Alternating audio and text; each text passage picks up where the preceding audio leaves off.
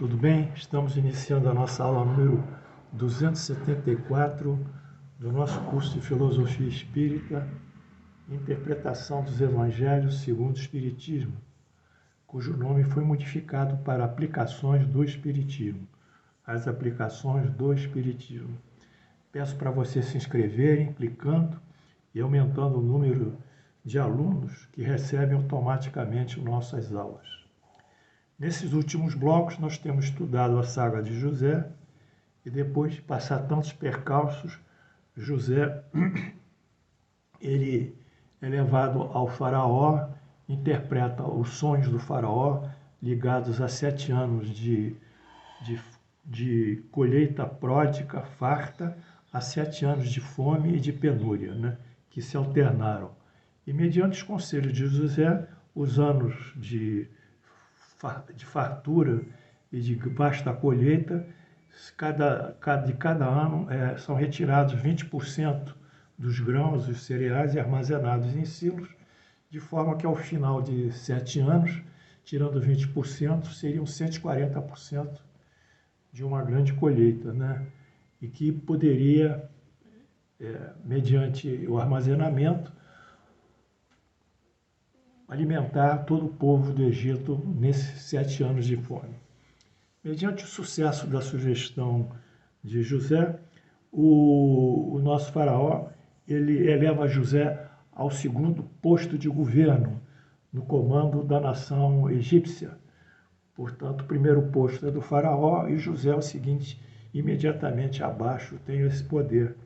E vamos estudar então como José vai se aproximando mais do faraó e exercendo esse poder.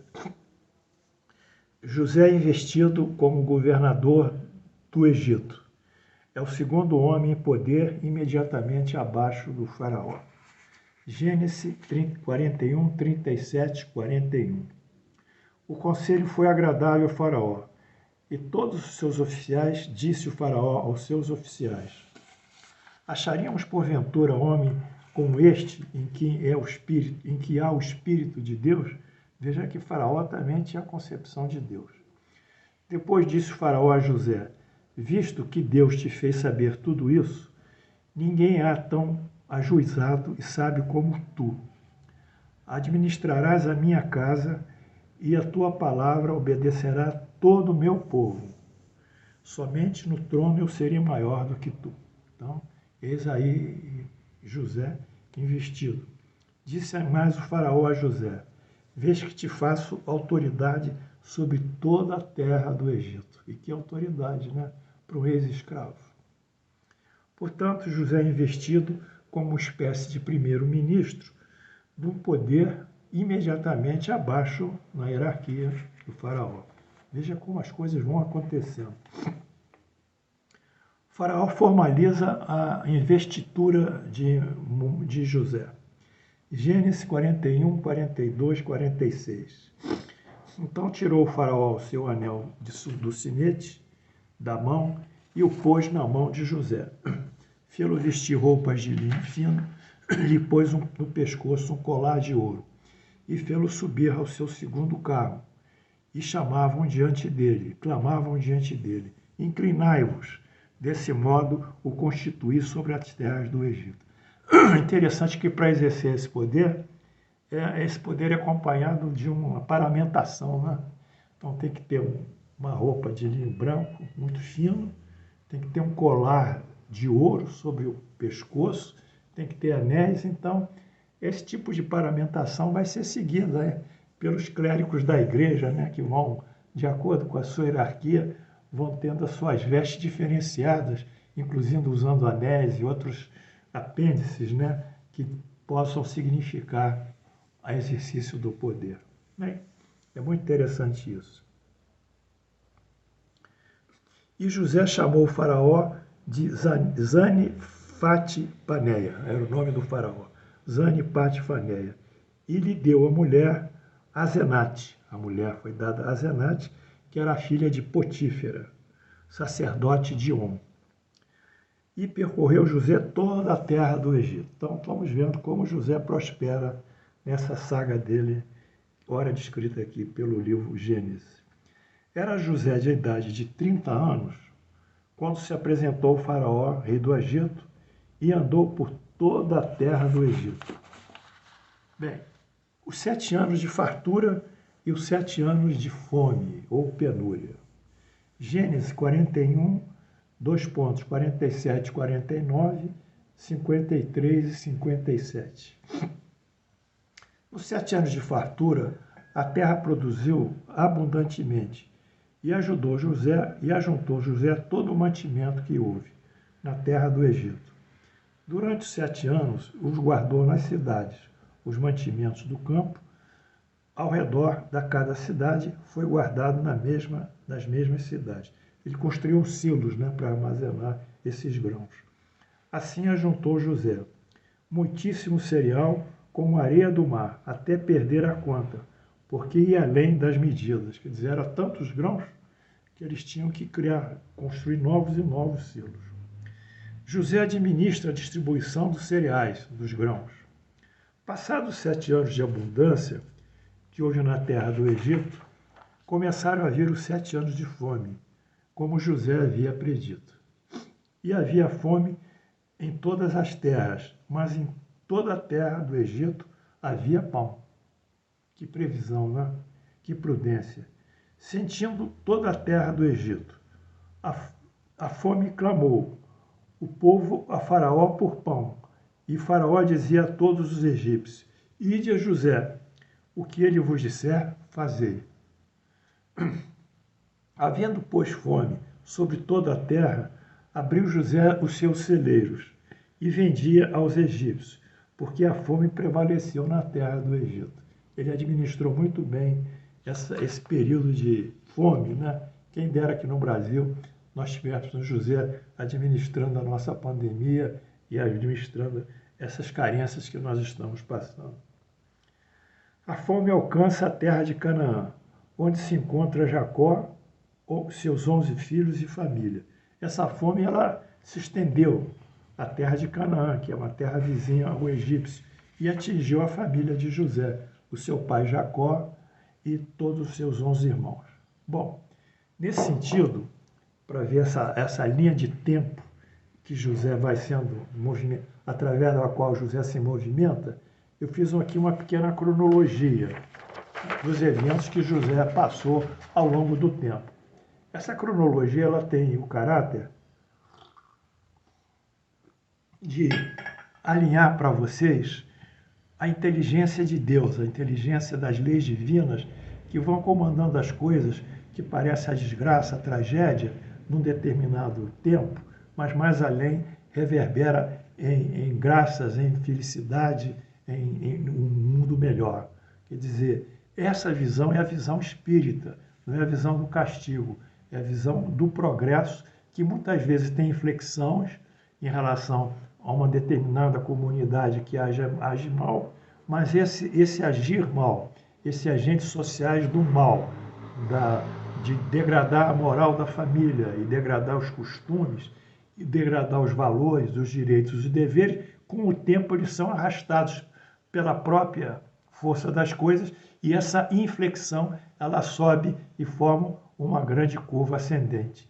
Então essa é a linha do tempo que nós temos que sentir em nós próprios, sabendo que tudo está sendo regido por uma justiça maior, independente da nossa vontade.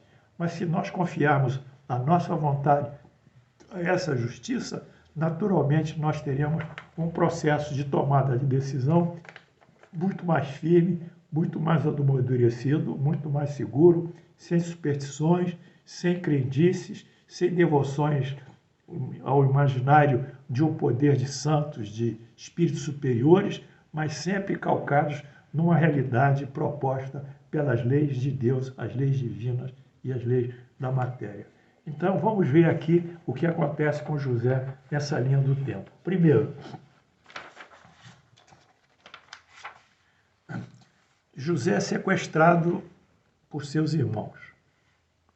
José é vendido por seus irmãos. José comprado por Potifar, oficial do faraó. José preso. José interpreta sonhos do copeiro-chefe e do padeiro-chefe. José, interpretações do faraó. José é nomeado administrador do faraó. 7 anos de abundância, 7 anos de penúria. A fome estende-se às regiões vizinhas. A fome alcança a Canaã, onde vivem seus irmãos e seu pai Jacó. Seus irmãos viajam para o Egito em busca de alimentos. Há um reencontro com José. Então, essa linha do tempo é tão criativa, quer dizer, a inteligência das leis divinas, que a fome, justamente a penúria, é que o mal, né? 7 anos de fome, de carência alimentar, de sofrimento, é que vão trazer, dentro desse sistema de sofrimento, trazer os irmãos para rever José e José rever os irmãos. Se houvesse abundância, isso não aconteceria. Então, toda essa linha é traçada. Mas se também houvesse abundância, José não cederia, porque o faraó não sonharia com as vacas magras, mirrentas e as espigas também esquálidas, destruídas, espigas de milho. Então, tudo é um movimento. E atrás desse movimento há uma linha inteligente de pensamento das leis divinas. É isso que nós temos que ter, essa visão, eu diria uma visão de estadista, guardada as proporções, temos que ver o todo acima dos detalhes. Não adianta a gente acusar o fulano só por isso ou só por aquilo. A gente tem que ver a grande movimentação das sociedades, dos conflitos sociais, das dificuldades que nós atravessamos, da resistência a nós trazermos aqui, no meu caso, a doutrina kardecista límpida e pura por outros setores, outros dirigentes kardecistas, outras instituições que se dizem espírita, mas que não aceitam esses fatos verdadeiros porque têm os seus interesses pessoais, tal como os políticos têm nos seus ambientes, nas suas câmaras, nos seus órgãos de decisão. Então, nós temos que entender essa inteligência que está acima da própria resistência do homem, porque a lei do progresso, naturalmente, esses que resistem, eu trazer a minha doutrina espírita límpida, clara, que estão resistindo, que não aceita que eu divulgue de uma maneira, às vezes, mais aberta, por isso que eu tenho que abrir aqui pelo o meu YouTube, que é o meu recurso de hoje. Então, esses com o tempo, seja nessa encarnação ou na outra, eles serão tragados pela lei do progresso e terão que rever as suas posições e admitir realmente o que Deus propôs nas suas leis é o que interessa para todos nós de fato. Então, essa linha inteligente é a linha que acompanha José. Vamos ver. A fome, a busca de alimentos, linha do destino que leva os irmãos ao reencontro de José. Portanto, a fome, a busca de alimentos é a linha de destino que traz José, os irmãos, para se encontrarem em José, através da carência que José surge. Gênesis 42.15.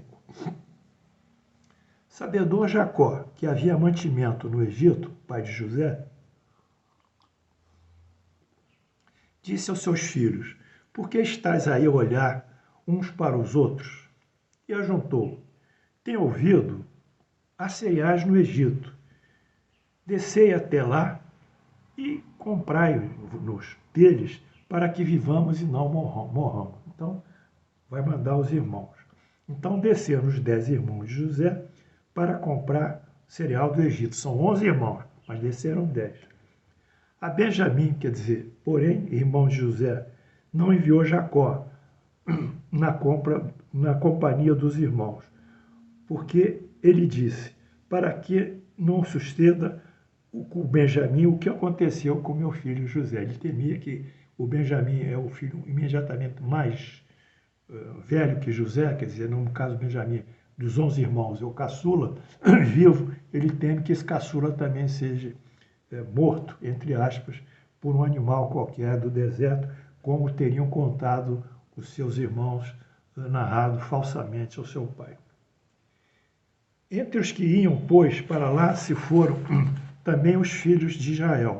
Quer dizer, filhos de Israel, o nome que Deus deu a Jacó. Quer dizer, Jacó depois foi nomeado Israel. porque havia fome na terra de Canaã.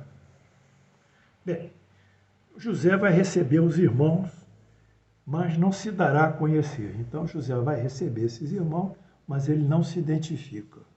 Gênesis 42.6.8. José era governador daquela terra.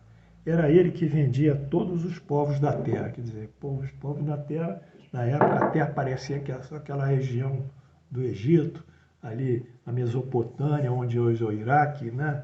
Aquela região da antiga Palestina, onde viviam os judeus, enfim, os hebreus, um pouco mais acima a Síria, né? Enfim, aquelas regiões ali do Oriente Médio parecia que era o mundo para eles, né? Que era a terra toda. E os irmãos de José vieram e se prostraram em terra perante ele. Chegaram e prostraram.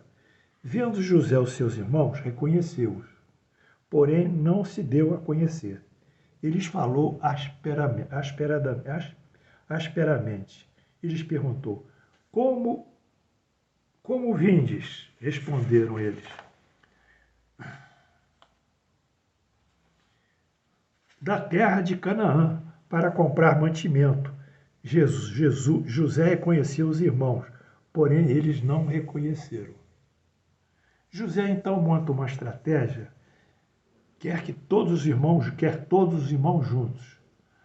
Acusa-os, por isso, de serem espiões. José então diz, 42:9.12. Então se lembrou José de contar dos sonhos que tivera a respeito deles, e lhe disse: Vós sois espiões, e vieste para ver pontos fracos da terra. Ele lança essa ameaça. Responderam-lhe eles: Não, senhor meu, mas vieram os teus servos para comprar mantimento. Somos todos filhos do mesmo homem, somos homens honestos. Os teus servos não são espiões.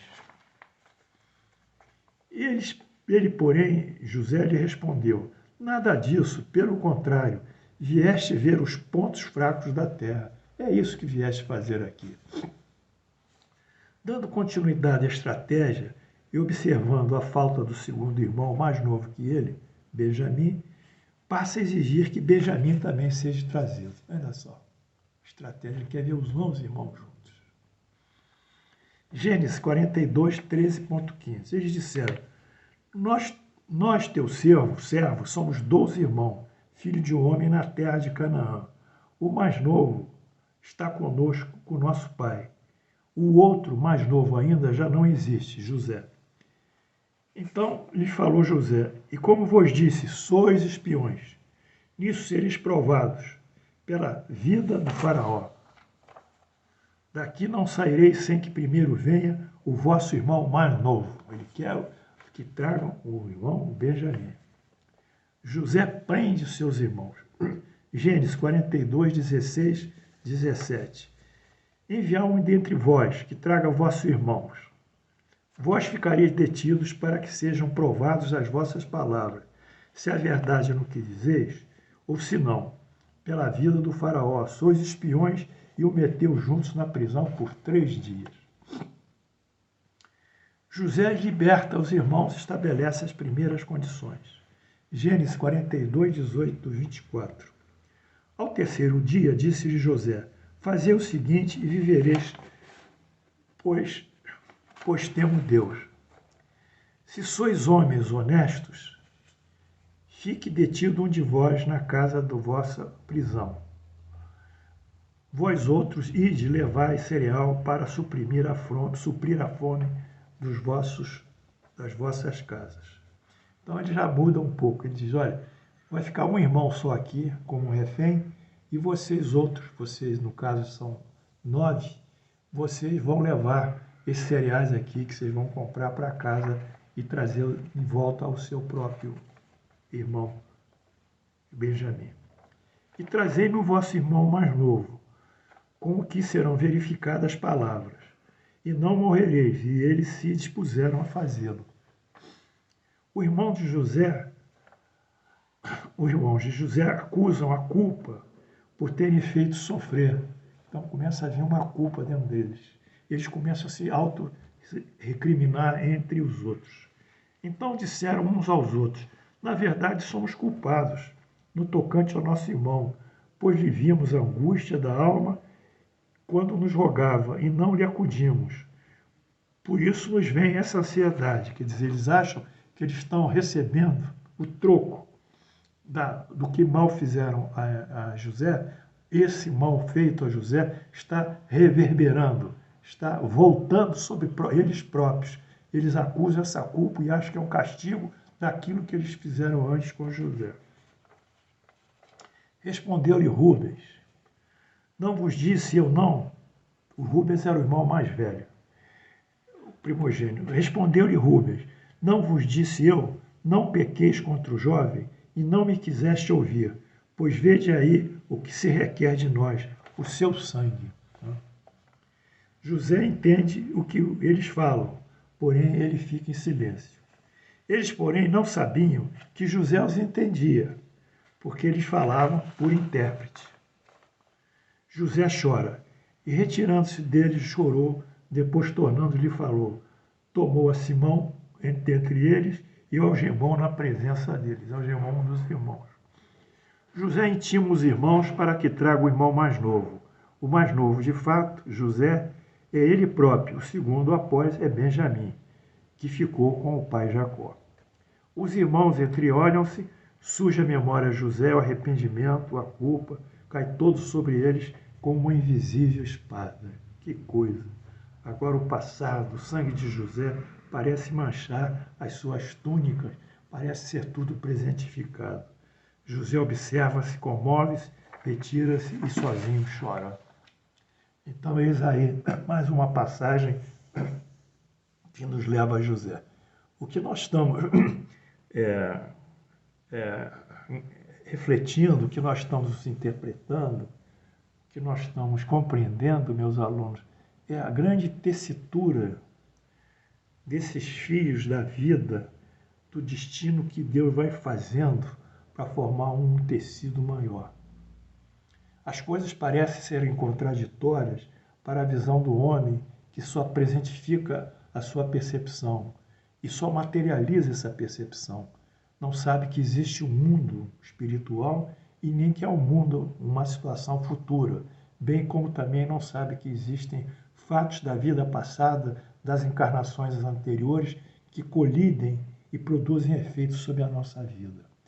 A união dos efeitos da vida passada com as nossas ações presentificadas e a nossa projeção espiritual para uma vida espiritual, uma vida futura, dentro do melhor quadro de expressão moral, é que vão consolidar um destino que vai ser um destino vencedor.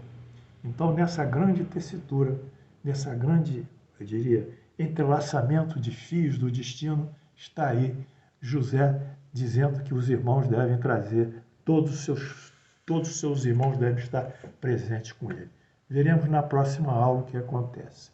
Que Deus nos abençoe e que a santa doutrina espírita, porque ela é santa no sentido de melhorar a nossa vida, seja divulgada, propagada, conhecida, para que aquelas que a ouçam, que aquelas que estudem e que, sobretudo, aqueles que, além de estudar, a pratiquem, produzam homens e mulheres melhor para uma sociedade subsequentemente melhor. Que Deus nos abençoe. Saudemos a doutrina espírita.